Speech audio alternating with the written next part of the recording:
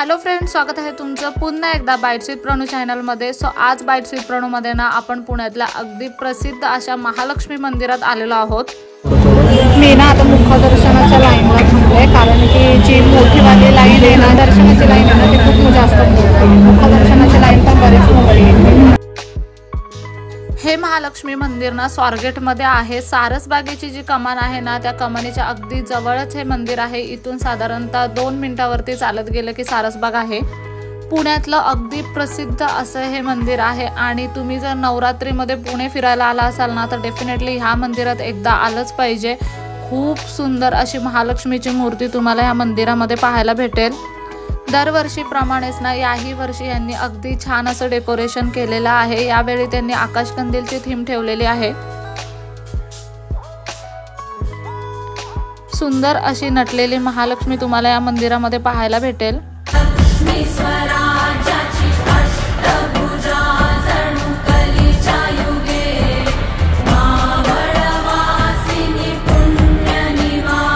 या मंदिरामध्ये ना महालक्ष्मी सोबतच सरस्वती मातेची आणि काली मातेची मूर्ती सुद्धा आहे।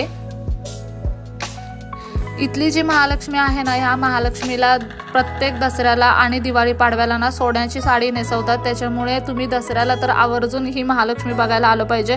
खूप सुंदर सजवलेली असते आणि या देवीला ना सोन्याची साडी घातलेली असते दसऱ्याच्या आणि दिवाळी पाडव्याच्या दिवशी। कधी जर तुमचं योगायोग जुळून आला ना, तर डेफिनेटली त्या टायमिंगला एकदा ह्या मंदिरात नक्कीच व्हिजिट करा। इथल्या ना वाइब्स खूप सुंदर असतात त्या टायमिंगला।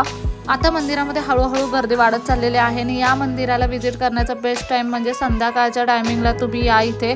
संध्याकाळी ना इथलं वातावरण खूप सुंदर असतं, इथल्या लाइटिंग वगैरे खूप छान पाहायला मिळतात।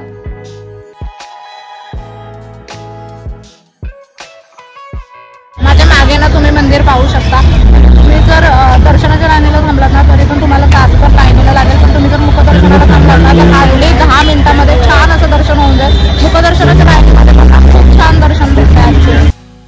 तुम्हाला कमी गर्दी हवी असेल ना, तर दुपारच्या टायमिंगला इथे व्हिजिट करा आणि तुम्हाला छान असे लाइटिंग बघायची असतील, इथली सजावट बघायची असेल ना, तर ती संध्याकाळी बघण्यातच मजा आहे। संध्याकाळी ना थोडी गर्दी असते पण इथे, आणि आता हळूहळू जसे दिवस पुढे जातात तशी गर्दी वाढत जाणार आहे।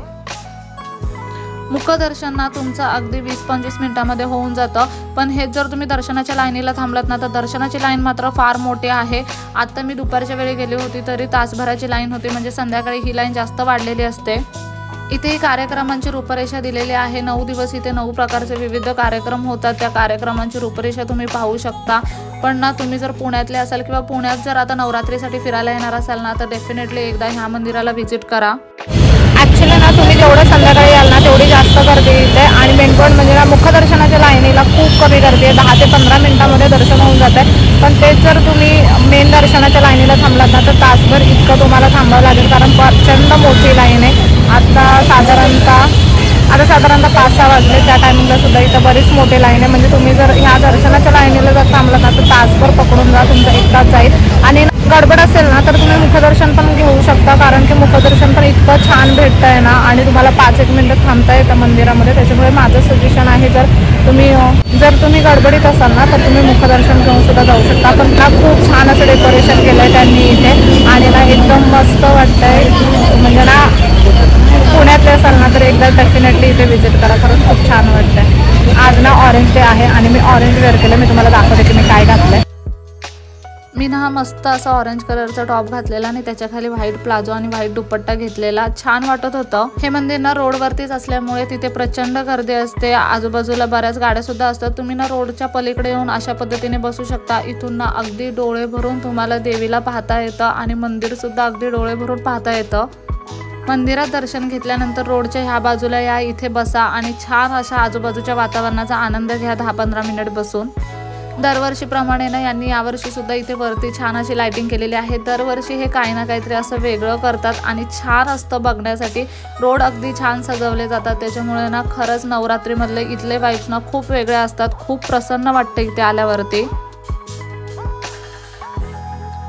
तुम्ही जर पुण्यातले असून सुद्धा अजून महालक्ष्मीला जाऊन आला नसाल ना, तर नक्की जाऊन या। मी लोकेशन खाली डिस्क्रिप्शन बॉक्समध्ये दिलेलं आहे। नवरात्रीमध्ये आवर्जून भेट देण्यासारखी जी काही मंदिरं आहेत पुण्यामधली किंवा पिंपरी चिंचवडमधली ती आपण यावर्षी पाहणार आहोत। त्याचबरोबर ना आपण नवरात्रीमध्ये ज्या मोठ्या मोठ्या दांड्या आहेत ना त्या सगळ्या आपल्या चॅनलवरती ह्याच्या पुढे पाहणार आहोत। त्याच्यामुळे ना पुढचे व्हिडिओ पाहायला अजिबात विसरू नका। तोपर्यंत ना आजचा व्हिडिओ कसा वाटला मला कमेंट करून नक्की सांगा। चला तर मग नेक्स्ट व्हिडिओमध्ये भेटूया। तोपर्यंत मस्त खा, भरपूर फिरा आणि आनंदी राहा।